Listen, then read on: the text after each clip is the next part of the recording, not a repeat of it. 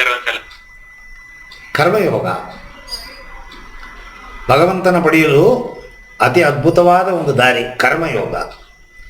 ಹೌದು ಗುರುಗಳೇ, ನಾನು ಕರ್ಮ ಮಾಡ್ತಾ ಇದ್ದೀನಿ, ನಾನು ಹೆಂಡ್ತಿನ ನೋಡ್ಕೋತೀನಿ, ನನ್ನ ಮಕ್ಕಳಿಗೆ ನೋಡ್ಕೋತೀನಿ, ನಮ್ಮ ತಂದೆ ತಾಯಿಯನ್ನು ನೋಡ್ಕೋತೀನಿ, ನಮ್ಮ ಅಣ್ಣ ತಮ್ಮಂದ್ರ ಅಕ್ಕ ತಂಗಿಯರಿಗೆ ಬೇರೆಯವ್ರಿಗೆ ಏನೋ ಮಾಡ್ಬಿಟ್ಟು ಬಂದ್ರು ಸರಿ, ನನ್ನದು ನಂದು ನಾನು. ಕರ್ಮ ಅಲ್ವೇ ಅದು?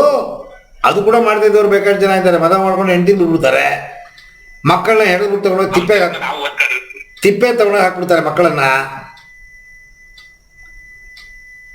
ಕರ್ಮಯೋಗ ಅಂತನ್ನೋದು ನಿಸ್ವಾರ್ಥವಾಗಿ ನಿಷ್ಕಾಮ ಕರ್ಮ, ಯಾವ ಥರದ ಅಪೇಕ್ಷೆ ಇಲ್ಲದೆ ನನಗೆ ಪಡದೇ ಇರುವ ಜನಗಳಿಗೆ ಮಾಡುವ ಕರ್ಮ. ಯಾರು ಮಾಡ್ತಾರೆ?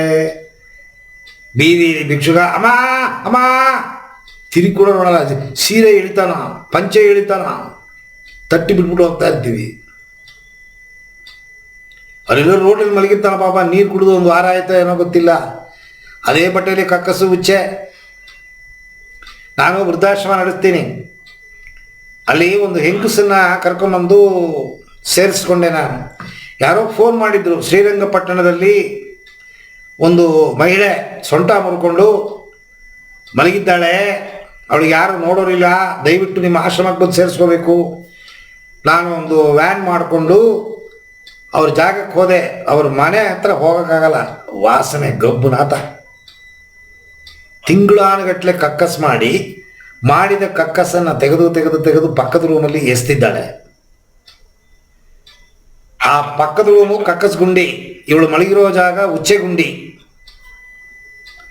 ಬಟ್ಟೆಯನ್ನು ಬದಲಾಯಿಸೋರಿಲ್ಲ, ಹಾಕಿದ ಬಟ್ಟೆಯನ್ನು ಹಾಕೊಂಡೇ ಇದ್ದಾಳೆ. ಎಲ್ಲ ಕಡೆ ತೂತ ಹರಿದೋಗಿದೆ. ಉಚ್ಚೆ ಏನದು? ಆ್ಯಸಿಡ್ ಅದು. ಎಲ್ಲ ಹರುಕಲು ಮೈಯೆಲ್ಲ ಕಾಣ್ತಾ ಇದೆ. ವಯಸ್ಸೊಂದು 70 ವಯಸ್ಸಿರೋದು, 65 ವಯಸ್ಸಿರೋದೆ ಹೆಂಗಸಿಗೆ. 4 ಜನ ಮೈದನ, 4 ಜನ ಗಂಡನ ಕೂಡ ಹುಟ್ಟಿದವರು, ಯಾರು ನೋಡಲ್ಲ ಅವಳನ್ನ. ಅಕ್ಕಪಕ್ಕದಲ್ಲಿರೋರು ಬೆಳಗ್ಗೆ ಒಂದು ಸತಿ ತಿಂಡಿ ಯಾವುದೋ ಒಂದು ಮನೆಯವರು, ಮಧ್ಯಾಹ್ನ ಯಾವುದೋ ಒಂದು ಮನೆಯವರು ಊಟ ಮಾತ್ರ ನಡೀತಾ ಇತ್ತು, ಅವಳು ನೋಡೋರಿಲ್ಲ. ಸರಿ, ನಾನು ನರ್ಸ್ಗಳನ್ನೆಲ್ಲ ಕರ್ಕೊಂಡ್ಬಂದು ಅವಳ ಸ್ಟ್ರೆಚ್ಚರಲ್ಲಿ ಹಾಕಿ ಆ ವ್ಯಾನ್ ಒಳಗಡೆ ಅವಳ ಮಲಗಿಸಿ, ಎಲ್ಲ ಗಟ್ಟೆಗಟ್ಟಾಗಿ ಹೋಗಿದೆ ಕೂದಲು, ವರ್ಷಾನುಗಟ್ಟಲೆ ಬಾಚದೆ. ನಾನೇ ಕಟ್ಟಿಂಗ್ ಮಾಡಿದೆ ಅವಳಿಗೆ, ಆ ಹೆಂಗಸಿಗೆ. ಅಮ್ಮ ಅಂತ ತಿಳ್ಕೊಂಡು ನಾನೇ ಸ್ನಾನ ಮಾಡಿಸ್ದೆ. ಸುಮಾರು 3 ತಿಂಗಳಾಯ್ತು ಆ ದೇಹದಲ್ಲಿರೋ ವಾಸನೆ ಹೋಗಕ್ಕೆ. ಜಂಬ ಕೇಳ್ಕೊತೀನಿ ಅಂತಲ್ಲ, ಒಬ್ಬರಿಗೆ ಮಾಡಬೇಕು ಅನ್ನೋ ಮನಸ್ಸು ನನಗೆ ಬರೋದೇ ದೊಡ್ಡ ಗುಣ.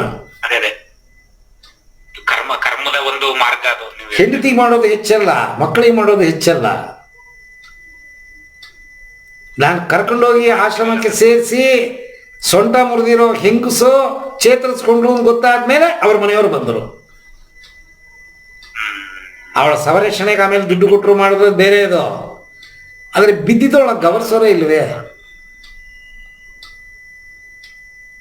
ಶುದ್ಧವಾದ ಮೇಲೆ ಅವ್ರಿಗೆ ಯಾಕೆ?